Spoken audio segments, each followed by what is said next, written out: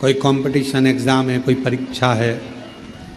बच्चे उसको पाना चाहते हैं और कोई इच्छा उसके भीतर पाने की जागृत होती है, तो वो उसको पाने का बहुत प्रयास करता है, बहुत प्रयास। एक नवरात्रे में जो पंचमी तिथि होती है, नवरात्रे की जो पंचमी तिथि है, उस पंचमी तिथि के दिन अशोक सुंदरी का जो स्थान होता है उसको समझिएगा थोड़ा सा। जैसे ये शिवलिंग है और ये जलाधारी है भगवान शंकर की। ये शिवलिंग, ये जलाधारी, और जलाधारी में जो जल बहता है उसमें बीच में जो मोटी सी लाइन रहती है वो अशोक सुंदरी होती है। जैसे कई बेटे हैं, बेटियां हैं, कोई व्यक्ति व्यापार चालू कर रहा है, कोई व्यक्ति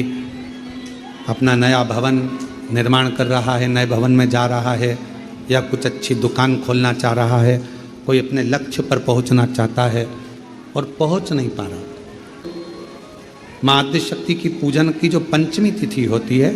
इस पंचमी तिथि पर अशोक सुंदरी वाली जगह पर, जो अशोक सुंदरी का स्थान है, वहाँ पर लाल पुष्प एक समर्पित करें। जो जलाधारी है, माँ पार्वती, जगत जननी, जगदम्बा, अम्बा, भवानी मैया, दुर्गा का हस्त कमल, इस पर 7 जगह पर कहीं पर भी लाल चंदन की बिंदी 7 स्थान पर कहीं पर भी रख दें, और 1 लोटा जल शिव जी को पंचमी के दिन, नवरात्र के दिन, कामना करते हुए उत्तर की ओर मुख कर कर, अर्थात यहाँ बैठते हुए शिव जी पर जल चढ़ाना प्रारंभ करें, और अपने मन की कामना कहकर बाबा के पास में जो लाल पुष्प समर्पित करा है, उस पुष्प को अशोक सुंदरी वाली जगह से वापिस लेकर आ जाए। जिस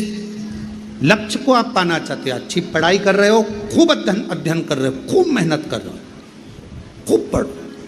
कोई दुकान खोल रहे हो, व्यापार चालू कर रहे हो, कोई नया कार्य चालू कर रहे हो, उस पुष्प को अपने स्पर्श कर कर या उस पुष्प का दर्शन कर कर आप एक बार जाकर देखो, आपको उस मंजिल तक माँ आद्यशक्ति दुर्गा भवानी शिव पहुंचा कर। कितना भी अगर कोई वास्तु दोष बता दिया, पितृ दोष बता दिया, काल सर्प दोष बता दिया, कितना भी अगर कोई दोष बता दे, तो पीपल का जो जल वृक्ष में से झड़ता है, कभी कभी आप उसके नीचे हाथ रख कर देखना, थाली रख कर देखना, उसमें पत्थर पर देखना, तो वहां पर भी पानी के निशान आपको मिलेंगे, बूंद के निशान मिलेंगे।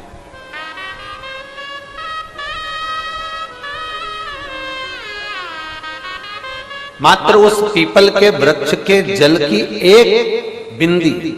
एकमात्र बिंदी, शंकर भगवान का जो शिवलिंग है, जलाधारी है, चरण है, गणेश कार्तिक का स्थान है, अशोक सुंदरी का स्थान है, और प्रत्येक जलाधारी में से पानी बीच में से आकर नीचे की ओर गिरता है, नीचे की ओर गिरता है। आप लोगों के स्मरण में हमने पहले भी बताया कि राइट में किसका स्थान है? गणेश जी का, लेफ्ट में कार्तिक के, बीच में अशोक सुंदरी। ये क्या है? पार्वती जी का हस्त कमल शिवलिंग, और ऊपर से जो जल एक एक बूंद शंकर जी के शिवलिंग पर गिर रहा है, वो शंकर जी की 5 लड़कियां, जया, विषहरा, शामली बारी, दौतली और देव, शंकर जी की 5 लड़कियों, एक एक बूंद पानी शिव जी पर गिरा रहा है। जहां जल नीचे गिरता है, उस स्थान से जहां तक जल बहकर जा रहा है, उस स्थान तक 33 कोटि देवताओं का स्थान, 33 कोटि देवताओं का स्थान। अब जहां पानी आया, जहां नीचे गिरा, उसके बीच में जो स्थान होता है, आप लोगों ने देखा है कि नहीं देखा? जिनने देखा है जरा हाथ उठाओ। ये पानी जैसे यहां तक आया और यहां के बाद नीचे गिरेगा, तब वो नाली के माध्यम से बाहर जाएगा। तो जितनी दूर यहां से वो नीचे की ओर जो गिर रहा है, यहां से वो नीचे की ओर जो पानी जा रहा है, ये जो स्थान होता है, ये हमारे 3 दोषों को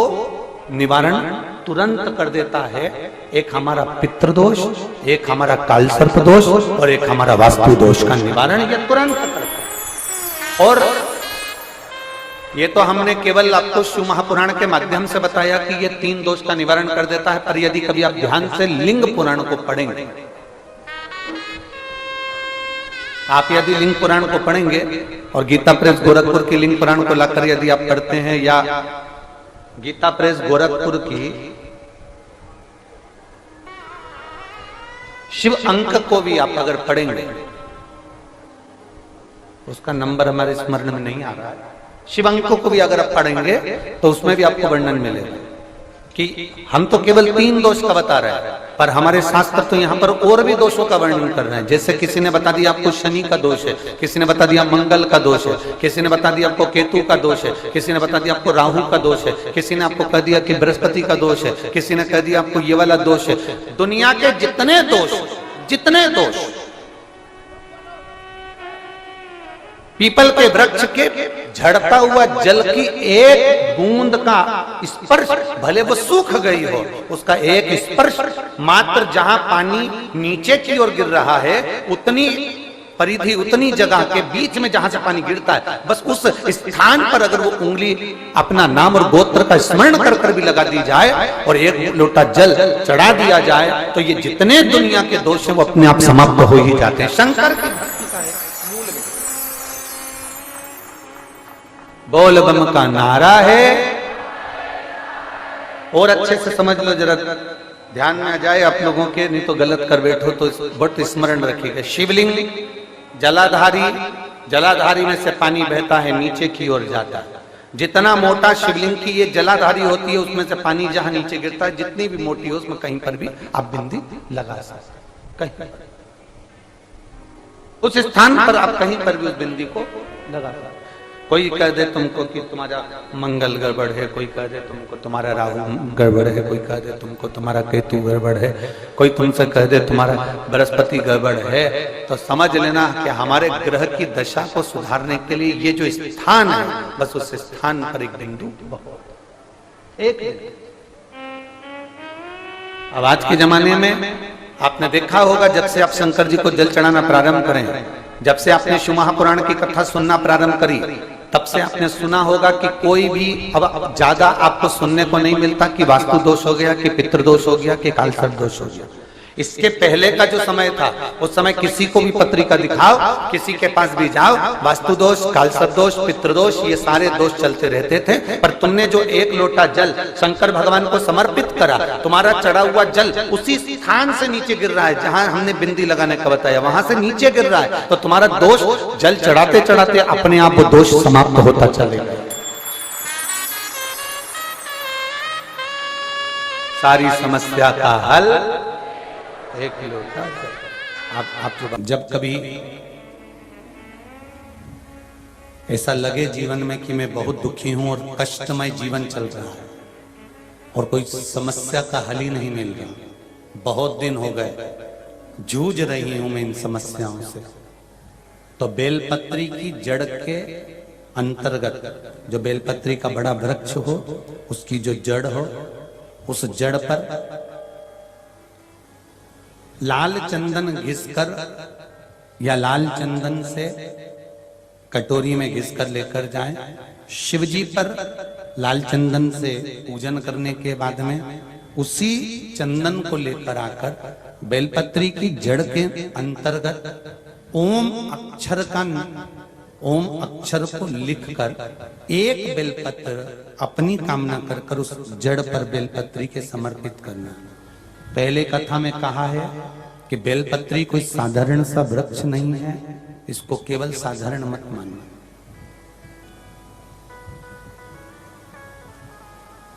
ये कोई सादा सा वृक्ष नहीं है। बेलपत्री की जड़ में ओम शब्द लिखकर, अक्षर लिखकर, उस पर एक बेलपत्र समर्पित कर कर शिव जी से अपनी कामना कर कर, जो प्रदोष के दिन, प्रदोष काल के अंतर्गत बेलपत्री के वृक्ष की पूजन कर कर, ये नाद कर कर, ओम अक्षर का नाद कर कर स्मरण कर कर आता है। ज्यादा से ज्यादा कहेंगे तो 4 दिन 5 दिन में या 6 दिन में मेरा देव अधिदेव महादेव जो समस्या और टेंशन जिंदगी में चल रहा होता है उससे थोड़ा बहुत तो निजात मेरा देव अधिदेव महादेव उसी समय करना प्रारंभ कर देता है। शिव कृपा होने लगती।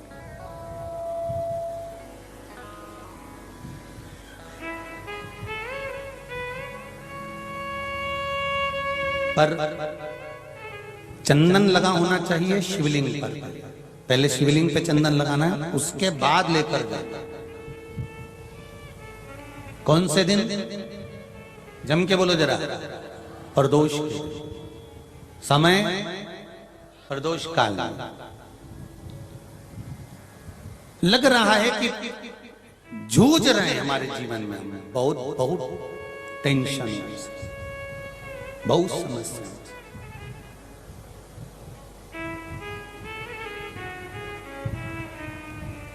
तब ओम अक्षर का नाद मूल होना चाहिए। तुम रुकेश्वर शिव जी का वो नाम है। यहां तक शास्त्र के अंदर अगर हम स्कंद पुराण को पढ़ें, लिंग पुराण को पढ़ें, आप शिव महापुराण का अध्ययन करें, गीता प्रेस गोरखपुर की शिव पुराण लाओ, स्कंद पुराण लाओ, लिंग पुराण लाओ, इन सारी पुराणों को लेकर अगर आप पढ़ेंगे तो उसमें आपको अध्ययन में मिलेगा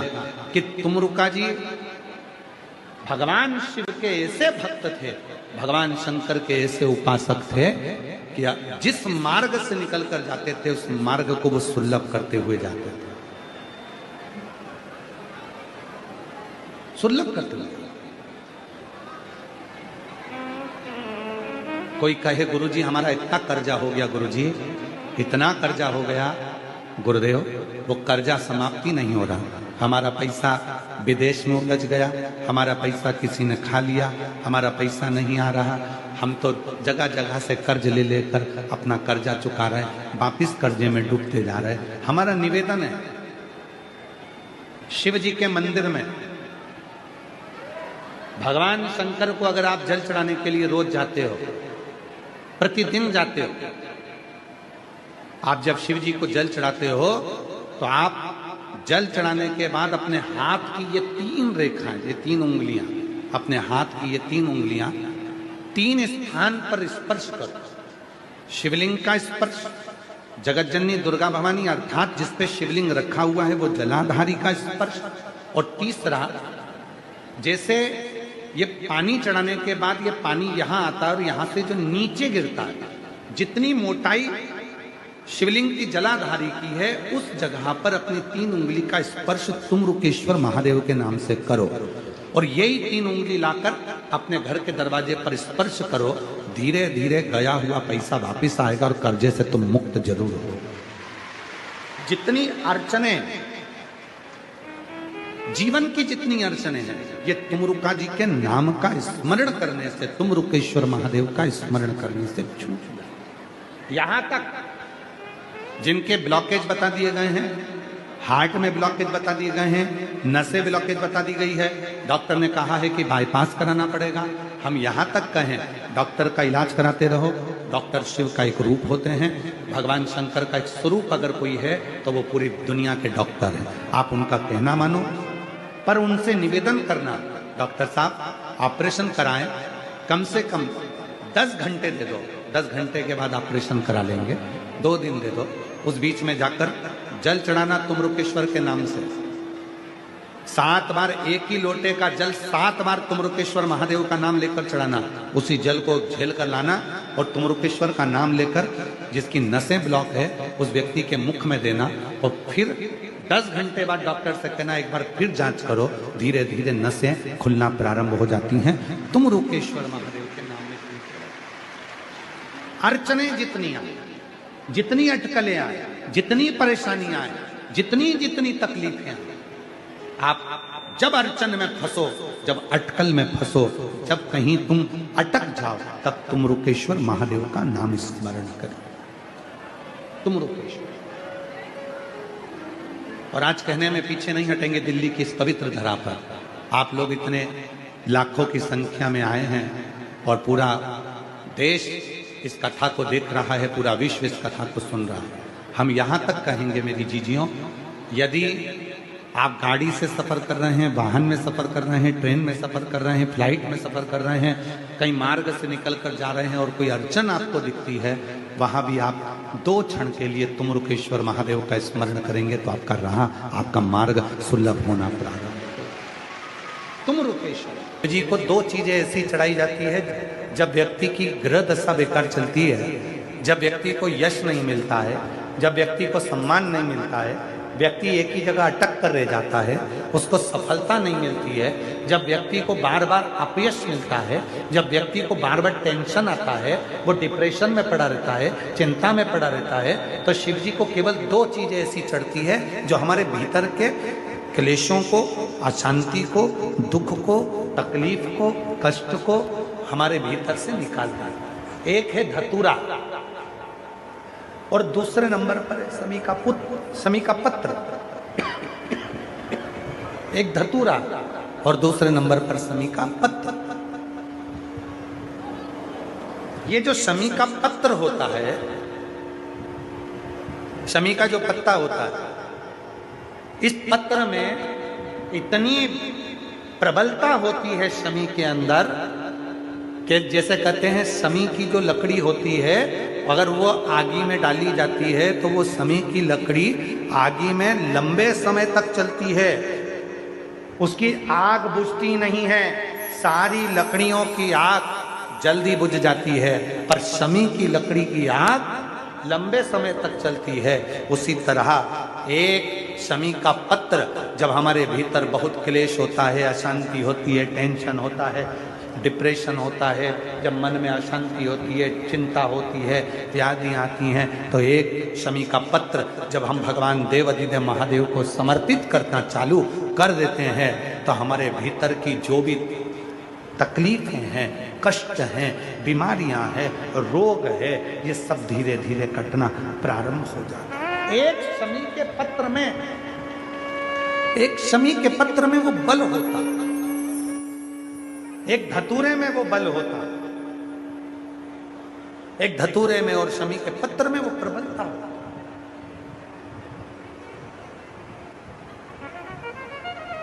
धतूरे को भी 3 तरह से चढ़ाया जाता है। जब घर में बहुत क्लेश होता है, अशांति होती है, तो धतूरे को चढ़ाने के बाद शिव जी पे जल चढ़ाया जाता है। जब कोई घर में बड़ी बीमारी आ जाती है और डॉक्टर ने कह दिया कि इसकी तो ऑपरेशन ही कराना पड़ेगा, इसको कहीं ना कहीं तकलीफ ज़्यादा ही है और ऐसा लग रहा है कि बहुत तकलीफ में जाएगी ये बीमारी, उस समय पर धतूरे में लाल चंदन और पीला चंदन लगाकर शिव जी को चढ़ाया जाता है। और तीसरे नंबर पर जब घर के लोग सब अलग अलग दिशा में जाने लगे, ना ये हमारी सुने ना वो हमारी सुने, सब अलग अलग दिशा में भाग रहे हैं, तब धतूरे के साथ 5 काली तिल को डालकर धतूरे पर शिव को समर्पित करना प्रारंभ किया जाता है, तो सब ठीक होना प्रारंभ। 3 क्रम धतूरे, 3 क्रम।